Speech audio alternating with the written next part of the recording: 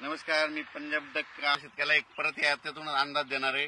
यावर्षी खूप चांगला पाऊस पडणार आहे, म्हणजे समाधानकारक असणार आहे। जसा 2024ला पाऊस पडला तसंच यावर्षी 25ला देखील पाऊस पडणार आहे। म्हणजे शेतकऱ्यासाठी आनंदाची बातमी। आता या मे मध्ये म्हणजे अवकाळी पाऊस म्हणजे मान्सून पूर्व पाऊस आला बऱ्याच ठिकाणी सुरुवात होणार आहे।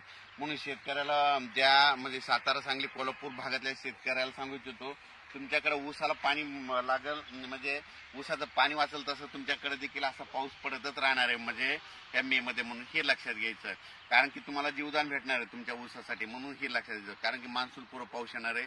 आणि परत यावर्षी तुम्हाला एक सांगतो की यावर्षी मान्सून पुरेपूर येणार आहे। पुरेपूर येत असल्यामुळे काय होतं, शॉर्टकट मध्ये मान्सून आला तर त्यावर्षी महाराष्ट्रात जास्त पाऊस पडतो।